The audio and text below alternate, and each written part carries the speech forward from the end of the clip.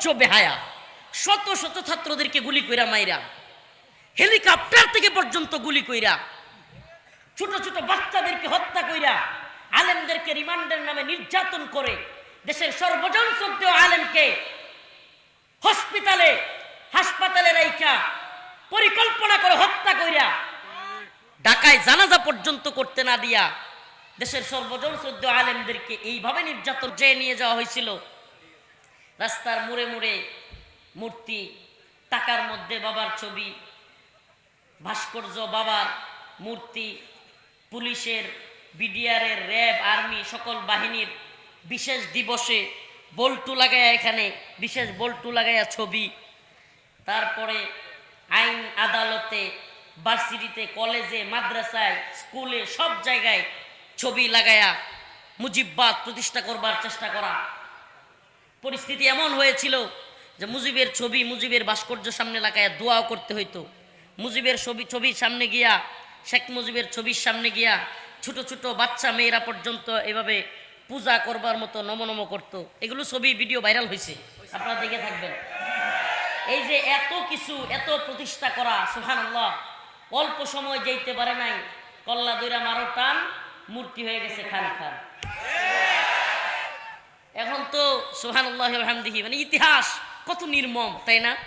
এই তো কয়দিন হলো মুজিববাদ প্রতিষ্ঠা করতে চাওয়া, মুজিবকে এমন জায়গায় নিয়ে যাওয়া যে মনে হয় মুজিব, আল্লাহ মাফ করুক, বাঙালিদের নতুন মাবুদ হয়ে গেছে মুজিব। মানে এমন জায়গায় নিয়ে গেছিল যে বাংলাদেশের নতুন মাবুদ, মানে এটাকেই পূজা করতে হবে, এটার নামে সব জায়গায় নমনম না দিলে অবস্থা তো, আমি মাঝে মাঝে বলতাম যে অবস্থা তো এমন হচ্ছিল যে বক্তাদেরও এখানে একটা মুজিবের ছবি লাগায় তারপরে ওয়াজ করতে হবে। পরিস্থিতি এত ভয়াবহতার দিকে যাচ্ছিল, সুবহানাল্লাহি ওয়া বিহামদিহি। এখন কি হয়েছে, আল্লাহ পাক এমন মুজিববাদের কবর রচনা করছেন যে এখন মাইয়া বক্তৃতা দিতে গেলেও মুজিবের আস্তানা ভাঙ্গিয়া কোলাপান ঘুরাইয়া দেয়। একজন লিখছে ফেসবুকে যে ম্যানহোলের ডাকনা এটা খোলার কি দরকার ছিল, এই ডাকনা একবার খুলতে চায়া এক বক্তব্যের কারণে পালায়া যাইতে বাধ্য হয়েছে, আরেক বক্তব্যের কারণে নিজের বাপের ঘর বাড়ি ভেঙে দিয়েছে বলা।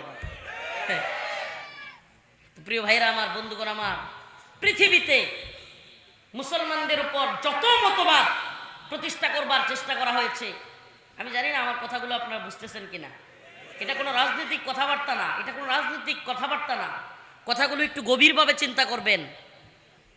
হিন্দুত্ববাদী ভারত যখন দেখলো মুসলমানদেরকে কোনোভাবেই মূর্তি পূজা করানো যাবে না, হিন্দুত্ববাদীরা যখন বুঝলো মুসলমানরা কি করবে না, মূর্তি পূজা করবে না, তাইলে মুসলমানিত্ব থেকে বাইর করতে তো হবে, নাহলে এরা আমাদের গোলামিও করবে না, এরা আমাদের কথাও শুনবে না।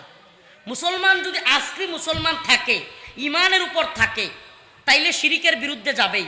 আর মুশরিকরা, হিন্দুত্ববাদীরা মুশরিক, শিরিক করে, তাহলে তাদের পক্ষে কখনোই মুসলমানরা যাবে না। তাইলে এই মুসলমানদেরকে যদি কথা মানাইতে হয়, মানে আমাদের কথায় উঠবে বসবে, এই অবস্থা যদি বাংলাদেশে মুসলমানদেরকে করতে হয়, হিন্দুত্ববাদীদের মূর্তি পূজা করাই সম্ভব না, তাইলে কি পূজা করাইতে হবে, মুজিববাদের পূজা। কি পূজা করাইতে হবে, বাঙালি জাতীয়তাবাদের চেতনার পূজা, চেতনার ট্যাবলেট, মুক্তিযুদ্ধের চেতনা, বাঙালি চেতনা, মুজিবের চেতনা, ৭১-এর চেতনা, এই ট্যাবলেটগুলো বিক্রি করতে হবে। এই ট্যাবলেট বিক্রি করলে কি হবে, এই চেতনার ট্যাবলেট দিয়া বাঙালি চেতনার নামে হিন্দুয়ানি সংস্কৃতি ২১-এ, তারপরে বৈশাখীর মধ্যে বিভিন্ন সময়ে মূর্তি, পেঁচা, বড় বড় এই হাঁসের মূর্তি, কুত্তার মূর্তি, এগুলো বানায়া বাঙালিকে দেওয়া যাবে যে এটা হলো তোমাদের চেতনা। নাউজুবিল্লাহ। বেটা, আমাদের চেতনা হলো ইমানের চেতনা, আমাদের চেতনা ইসলামের চেতনা, আমাদের চেতনা ইব্রাহিমের চেতনা, আমাদের চেতনা মূর্তি ভাঙার চেতনা, মূর্তি গড়ার চেতনা আমাদের নাই। সুবহানাল্লাহ। মূর্তি ভাঙার চেতনা মুসলমানদের চেতনা কি না, মূর্তি গড়ার চেতনা। মূর্তির দারোয়ানগিরি করে তো দেখছেন, আমাদের এক ভাই সাইফুল ইসলাম আলিফকে শোয়া দিছে। কিছু বুদ্ধিজীবী কলামিস্ট, বড় বড় উপদেষ্টা, বড় দলের পীর, বড় দলের আমির, বড় দলগুলোর অনেক নেতারা কর্মীদেরকে লেলায়া দিছিল মন্দিরের দারোয়ানগিরি করতে। কি করছেন আপনারা দারোয়ানগিরিতে পাঠাইয়া? আমরা যতই এদের দারোয়ানগিরি করি, দিন শেষে এরা আমাদের বুকে ছুরি মারে।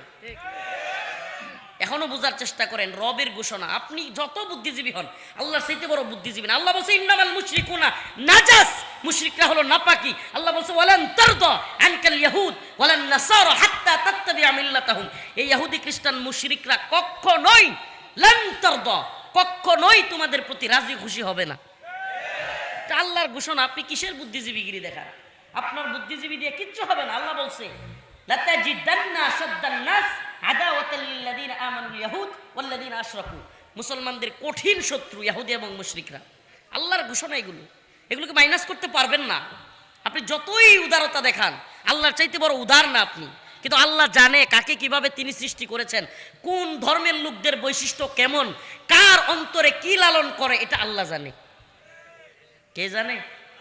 যিনি বানাইছে তিনি জানবে নাকি আমি আপনি জানবো? আল্লাহ যদি নাই জানতেন আল্লাহ বলতেন? সুবহানাল্লাহ ওয়া বিহামদিহি। অতএব এদের ব্যাপারে আমাদেরকে সাবধান থাকতে হবে। এদের ন্যূনতম ক্ষমতা নাই। আল্লাহ বলতেছেন ইয়া আইয়ুহান নাসু দুরিবা মাতালুন ফাসতামিউ লাহ ইন্নাল্লাযীনা তাদউনা মিন দুনিল্লাহ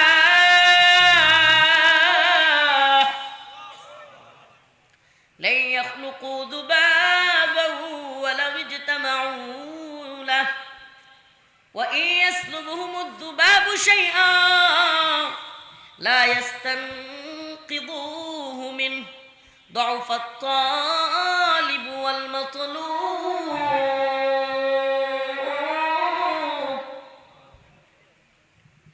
আল্লাহ রাব্বুল আলামিন বলেন ইয়া আইয়ুহান নাস, হে মানুষ, হে মানুষ। আল্লাহ হে মুমিন বলে নাই, কি বলছে?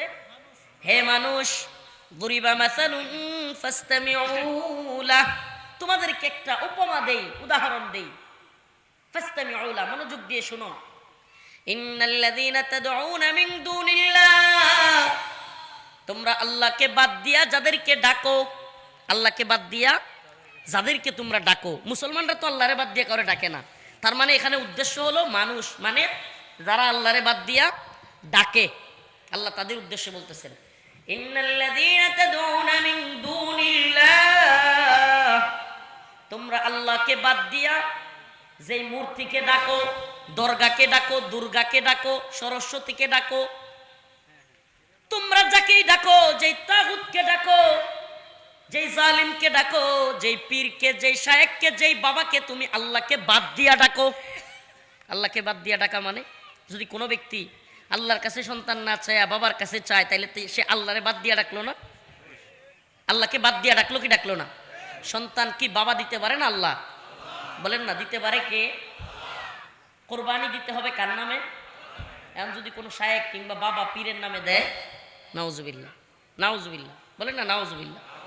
প্রিয় ভাইরা আমার, আল্লাহ বলতেছেন তোমরা দরগা, দুর্গা, সরস্বতী কিংবা যে কোনো নামে হোক, আল্লাহকে বাদ দিয়া তোমরা যাদেরকে ডাকো, লা ইয়াখলুকু যুবাবা, আল্লাহ বলেন এরা একটা মশা মাছি বানানোর ক্ষমতাও এদের নাই। এরা মশা মাছিও বানাইতে পারবে না, এদের এই ক্ষমতাও নাই। সুবহানাল্লাহ। 60 দিন আগে, 60 দিন মাত্র, 60 দিন কেন বললাম? খুব তো বেশি দিন হয় নাই, এই তো সেদিনের কথা। শেখ হাসিনার জুলুম, নির্যাতন, নিপীড়ন বাংলাদেশে এমন অবস্থায় চলছে যে শেখ হাসিনার নামটা মাহফিলে নেওয়া কঠিন ছিল। কথা বলেন না? নাম নিতে পারছে কেউ? নাম নেওয়াও কঠিন ছিল।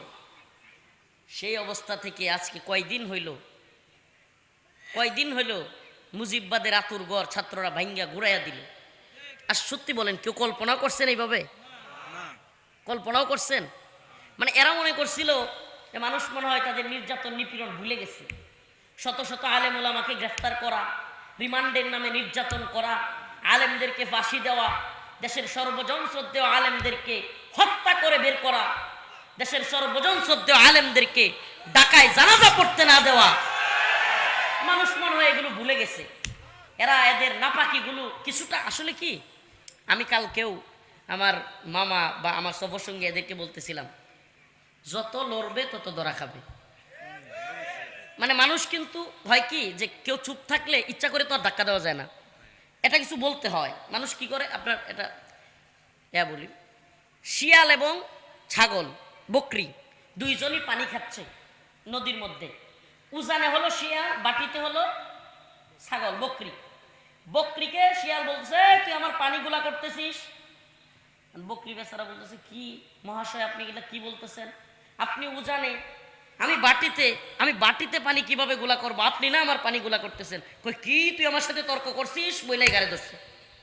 বইলাই কোথায় ধরছে, ঘাড়ের মধ্যে। মানে শিয়ালেও বকরিকে ধরতে হইলে কি করে, একটা অজুহাত খুঁজে। কি খুঁজে? হ্যাঁ, এখন বাঙালিদের অবস্থা হয়েছে এমন যে তোর অনেক কিছু তো ভুলেই গেছিলাম, 5 আগস্ট পিডাইয়া ভাইয়া চুইরা গণভবনে গিয়ে আনন্দ টানন্দ কইরা মোটামুটি মানুষ কিন্তু ভুলেই গেছিল। এখন তারা লিফলেট বিতরণ করতে পারতেছিল, অনলাইনেও লেখালেখি করতে পারতেছিল, সমাজেও মোটামুটিভাবে আওয়ামী লীগের লোকেরা ওপেন হয়ে গেছে, কথাবার্তাও বলতেছিল। যেমনি আবার ওই যে ম্যানহোলের ডাকনা উদাম করছে, আবার বক্তব্য দিতে চায়। কি করতে চায়? কি এক অবস্থা, মানে ওই যে সেই গল্প স্বজন হারানোর বেদনা। এখন মানুষ কয় ঠিক আছে তুই স্বজন হারানোর বেদনা তুই বলতে বলতে এদিকে আরেকটু বেদনা করে দেয়া হোক। হাসতেছেন, কত বড় নির্লজ্জ বেহায়া। শত শত ছাত্রদেরকে গুলি কইরা মাইরা, হেলিকপ্টার থেকে পর্যন্ত গুলি কইরা, ছোট ছোট বাচ্চাদেরকে হত্যা কইরা, আলেমদেরকে রিমান্ডের নামে নির্যাতন করে, দেশের সর্বজন শ্রদ্ধেয় আলেমকে হাসপাতালে রাইখা পরিকল্পনা করে হত্যা কইরা, ঢাকায় জানাজা পর্যন্ত করতে না দিয়া দেশের সর্বজন শ্রদ্ধেয় আলেমদেরকে এইভাবে নির্যাতন করার পরেও এখন বলে আমার কি অপরাধ। আল্লাহ পাক যখন ইবলিসকে বলছিল মালউন, অভিশপ্ত, আল্লাহ পাক যে তুই দূর হ, তখন সেও বলছিল আমার কি অপরাধ। শয়তান কিন্তু নিজের অপরাধ দেখে না, এটা জানেন? মানুষের কিন্তু নিজের অপরাধ যাচাই করবার মতো ক্ষমতা আছে, কারণ সে মাঝে মাঝে ভুল করে, অনুতপ্ত হয়, মনের মধ্যে কষ্ট লাগে, আরে কেন করলাম। বিশ্বাস করেন আমি কোনোদিন কারো যদি ধমক দিই, আল্লাহ মাফ করুক, এটা বুজুর্গি না, আমি গুনাহগার মানুষ, কিন্তু রাত্রে আমার চিন্তা হয় আরে এই ধমকটা এইভাবে না দিলেও পারতাম। হ্যাঁ, কিন্তু শয়তানের হয় না। কেন? কারণ সে মনে করে সে সব ঠিক করছে, সে সব ঠিক করছে। নাউজুবিল্লাহ। আল্লাহ বলছে যে আদম আলাইহিস সালামকে সিজদা করার কথা, যে আদমকে সিজদা করো, সে বলছে খলাকতানি মিন নার ওয়া খলাকতাহু মিন তিন। সে আবার যুক্তি দেয়, এই যে হাসিনা এখন বক্তব্য দেয়, যুক্তি দেয়, আমি এই করছি সেই করছি, আমি এই দেশের জন্য এটা করছি সেটা করছি। তুই কারে কারে হুকুম দিছিলি দেশের জনগণকে গুলি করবার জন্য, ছাত্রদেরকে গুলি করবার জন্য, আলেমদেরকে রিমান্ডে নিয়ে নির্যাতন করবার জন্য? পারলে একদিন ওগুলো ক। ওই মাঝে মাঝে দেখবেন যে বিভিন্ন মিডিয়াতে অ্যাড দেওয়া হয়, অ্যাড কি একটা আছে না, খাইলে সব সত্য কথা বের হয়ে যায়, এটা খুব একটা ভাইরাল হয়েছিল একটা, ফ্রুটিকা। ওরে ফ্রুটিকা খাওয়া দেওয়া দরকার, হাসিনারে ফ্রুটিকা খাওয়া দেওয়া দরকার দইরা। ও ফ্রুটিকা যদি খাইতো তাইলে বলতো যে জিয়াউল হাসানরে বলছিলাম অমুকরে গুম করবার জন্য, গুলি করবার জন্য, অমুককে বলছিলাম সাইদি সাহেবকে হত্যা করবার জন্য, অমুককে বলছিলাম মামুনুল হক সাহেবকে গিয়া দাড়ি দইরা টানার জন্য, অমুককে বলছিলাম ডিবি হারুনরে বলছিলাম রফিকুল ইসলাম মাদানির নির্যাতন করবার জন্য। সব ফ্রুটিকা খাওয়াইলে বেরিয়ে যেত দিচ্ছি না। কিন্তু বাস্তবতা কি? যদি বক্তব্য দিয়ে কোনোদিন এগুলো বলতো যে হ্যাঁ আমি এগুলো করে ফেলছি, আমার মাফ করে দেন, কথাটা বুঝেন, তাইলে বোঝা যাইতো, মানুষ অন্তত বুঝতো যে তার মধ্যে একটা বিবেক বুঝ জাগ্রত হয়েছে। ঠিক কি ঠিক না? আচ্ছা আমি বুঝি না, সব কিছু আড়াল কইরা এইটা করছি ওইটা করছি, কর্ণপুনুল টানেল করছি, বঙ্গবন্ধুর লেগে এটা করছি সেটা করছি, বঙ্গবন্ধুর স্যাটেলাইট পাঠাইছি। হ্যাঁ আল্লাহ বাঁচাইছে, স্যাটেলাইট আসমানে নাইলে দেখতেন।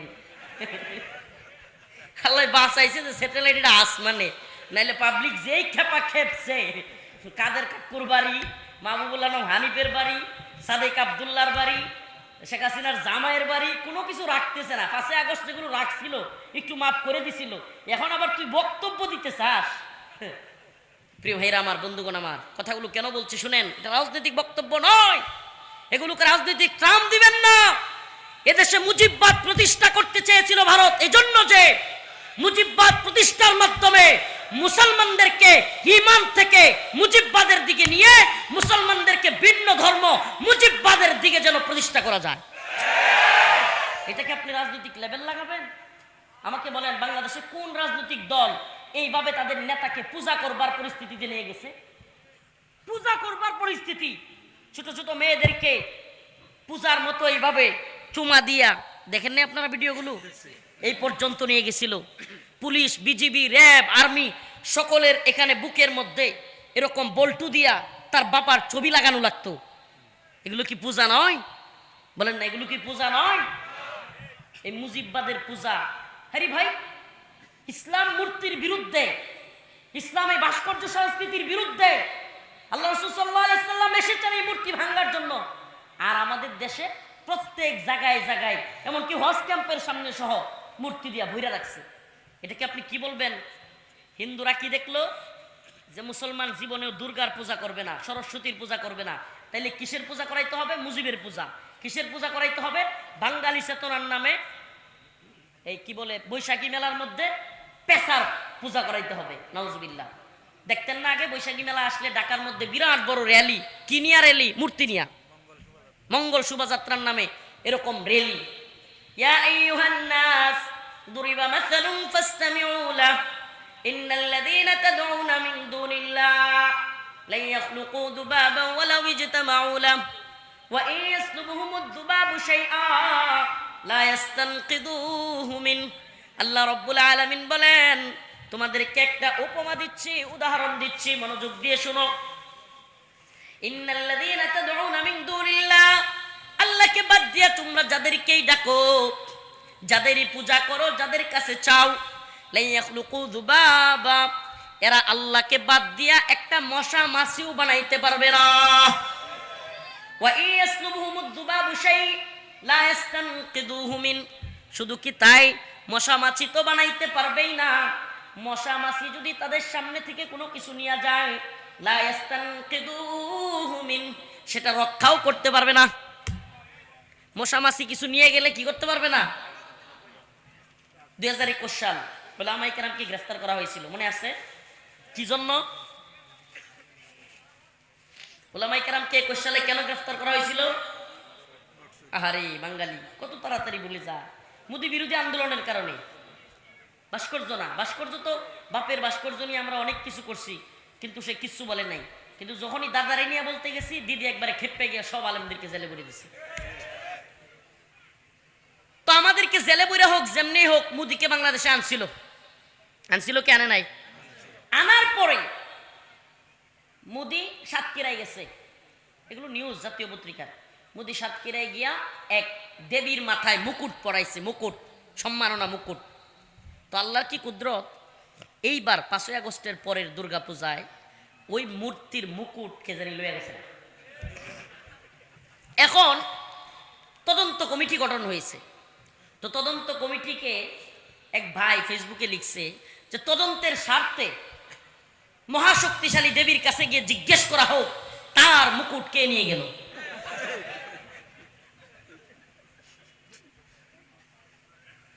ইন্নাল্লাযীনা তাদউনা মিন দুনিল্লাহ লা ইয়াখলুকু যুবাবা ওয়া ইয়াসলুবহুমুয যুবাবু শাইআ লা ইয়াস্তানকিদুহু মিন। আরে এরা মূর্তি তো বানাইতে পারে, কিন্তু মশা মাছি বানানোর ক্ষমতা এদের প্রত্যেকের সকলের মিলেও নাই। আর যদি সামনে থেকে কিছু নিয়ে যায়, তাইলে সেটা নিজেরা রক্ষাও করতে পারে না। আরে বলেন না, ও মানুষ, ও মানুষ, যে মূর্তি তার মাথার মুকুট রক্ষা করতে পারে না, সে তোমাকে জাহান্নামের আগুন থেকে কিভাবে রক্ষা করবে? বলেন। এটা তো মুসলমান না, মানুষ বলছে। আল্লাহ, হে মানুষ, তোমরা যার পূজা করো সে তো নিজের মাথার মুকুটই রক্ষা করতে পারে না, তার সামনে খাবার দাও, আল্লাহ বলতেছে এই খাবারই সে রক্ষা করতে পারবে না, তাইলে সে তোমাকে জাহান্নামের আগুন থেকে কিভাবে বাঁচাবে? বাঁচাইতে পারবে? বলেন না, বাঁচাইতে পারবে? এদের অস্তিত্ব, এদের অস্তিত্ব তুমি বানাও, তুমি এদেরকে অস্তিত্ব দাও, এরা তোমার অস্তিত্ব দেওয়ার ক্ষমতা রাখে না। এটা আমার কোনো মুখের কথা না, এটা কার কথা? আল্লাহ নিজে বলতেছেন, এরা অস্তিত্ব তুমি দাও, এরা তোমাকে বাঁচানোর ক্ষমতা রাখে না। অতএব আমরা কি মূর্তির সংস্কৃতি তৈরি করব নাকি মূর্তি ভাঙ্গার সংস্কৃতি তৈরি করব? বলেন না। আল্লাহর সাথে শিরিক করব, কুফরি করব? প্রিয় ভাইরা আমার, বন্ধুগণ আমার, এই মতবাদগুলো যারাই প্রতিষ্ঠা করতে চেয়েছে, ইতিহাস সাক্ষী, তারাই লাঞ্ছিত হয়েছে, নির্যাতিত হয়েছে। লাঞ্ছনা অবমাননা দেখছেন কি? সুবহানাল্লাহ। আল্লাহ পাক ওরে পালায় যাওয়ার সুযোগ করে দিছে, যাতে যেখানেই যায়, এই মানুষ মরে গেলেই তো শেষ, দুনিয়ার শাস্তি শেষ না? মরে গেলে দুনিয়ার শাস্তি কি? ও যতদিন বাইচে থাকবো। এখন কালকে দেখলেন না বক্তব্যের মধ্যে বলতেছে আমার আর আমার বোনের একটা শেষ স্মৃতি ছিল, সেটাও ভাঙ্গা ফেললো। কান্দোস কে? কান্দোস কে? সালাউদ্দিন কাদের চৌধুরী, শাকা চৌধুরী হত্যার পরে এই ব্যক্তির কবরে পর্যন্ত গিয়ে তোমার দলের লোকের আঘাত করেছে। কি আশ্চর্য কথা! একটা মানুষ মারা যাওয়ার পরে তার কবরে পর্যন্ত, তার লাশের মধ্যে গিয়ে আঘাত করতেছে। বাংলার মানুষ ভুলে গেছে এগুলো। এই সুশীল যেগুলো সুশীল সাজে, এই সুশীলদেরকে বলি, ওই দিন তোরা কোথায় ছিলি? সুশীলের একবারে জাগা মতো দেওয়া হবে বদমাইশের দল। এদেশে সুশীলগিরি চলবে না। ওই দিন সুশীলগিরি কোথায় ছিল? এদেশের আলেম ওলামাদেরকে ধারি ধরে টেনে হিচড়ে নিয়ে গেছে, বুলডোজার দিয়ে বিভিন্ন মানুষের ঘর বাড়ি ভেঙে দেওয়া হয়েছে। বেগম খালেদা জিয়ার ঘরের সামনে ট্রাক দিয়া ঘর থেকে বের হইতে দেওয়া হয় নাই। এমন অসংখ্য ঘটনা আছে। অসংখ্য আলেমদেরকে নির্যাতন করেছে, নিপীড়ন করেছে।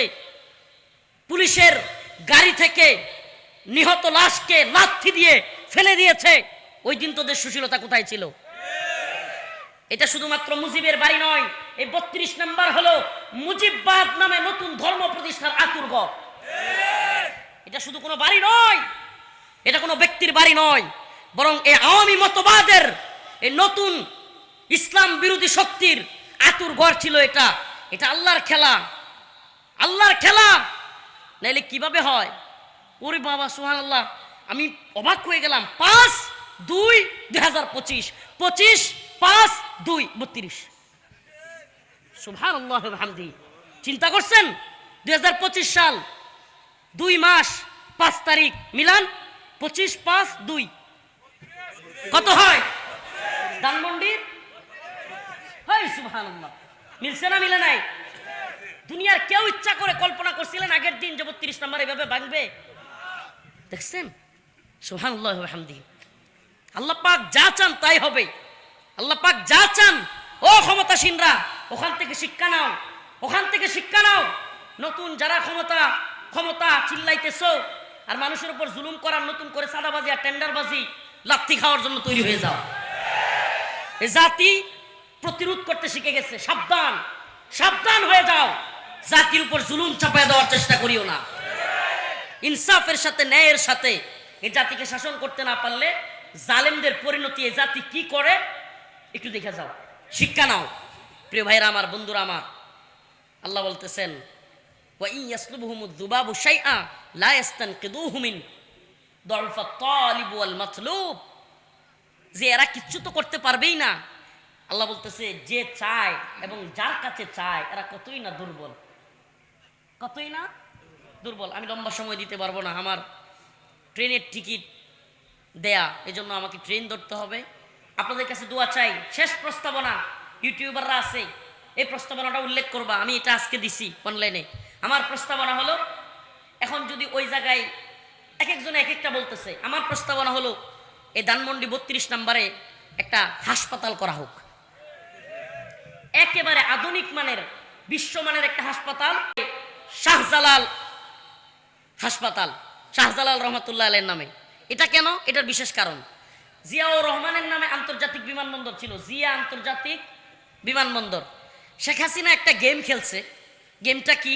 জিয়া আন্তর্জাতিক বিমানবন্দরের নাম পাল্টায়া সে পারত শেখ মুজিবের নাম দিতে, কিন্তু এত চালাকের চালাক, সে জানে 4 দিন পরে শেখ মুজিবের নাম আবার পাল্টায়া শেখ জিয়ার নাম, জিয়াউর রহমানের নাম দিয়ে দিবে। এই জন্য চালাকি কইরা শাহজালাল রহমাতুল্লাহ আলাইহির নাম দিয়ে দিছে। এতে করে কি হবে? কোনোদিন বিএনপি ক্ষমতায় আসলেও শাহজালাল রহমাতুল্লাহ আলাইহির নাম পরিবর্তন করতে পারবে। এটা স্বাভাবিক, কারণ জাতির একটা ইমোশনের জায়গা শাহজালাল রহমাতুল্লাহ আলাইহি। এজন্য আমি বলবো ওর বাড়ি ভেঙে দিছে, এখন ওখানে শাহজালাল রহমাতুল্লাহ আলাইহির নামে হাসপাতাল করা হোক। কি বলেন আপনারা? অনেকে অনেক প্রস্তাব দিছে, আমি বলতেছি শাহজালাল রহমাতুল্লাহ আলাইহির নামে এখানে একটা আধুনিক হাসপাতাল, উন্নত চিকিৎসা, এমন চিকিৎসা 1 বছরের মধ্যে যেন এই হাসপাতাল পুরো বাংলাদেশের কাছে গ্রহণযোগ্য হয়ে যায়। এমন গ্রহণযোগ্য হবে যে হাসপাতাল ভাঙ্গার দুঃসাহস যেন আর কেউ করতে না পারে। প্রিয় ভাইরা আমার, বন্ধুগণ আমার, অনেকগুলো কথা বললাম।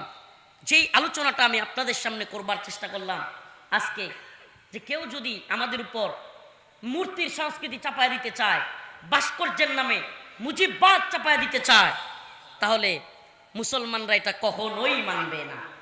একদিন না একদিন এর পরিণতি হবে ভয়াবহ। আজকে পরিণতি হয়েছে কি হয় নাই? আল্লাহ পাক আমাদেরকে, আরেকটা শেষ কথা বলি, সাবধান সাবধান। কারো কথায় কোনো নেতার, কোনো দলের, কোনো নেত্রীর কথায় মূর্তির দারোয়ানগিরি করতে যায় না, ইমান চলে যাবে। সাবধান। এটা রাষ্ট্রীয় দায়িত্বশীলরা যদি পাহারা দেয় এটা ভিন্ন বিষয়, কিন্তু ব্যক্তিগতভাবে মূর্তি পূজার পাহারাদারি করতে যাবেন, দারোয়ানগিরি করতে যাবেন, কোনোভাবেই এলাও না। আসুন আমাদের সাথে কথা বলুন। কে বলছে আপনাকে সাধারণ পাবলিক মূর্তির দারোয়ানগিরি করবে?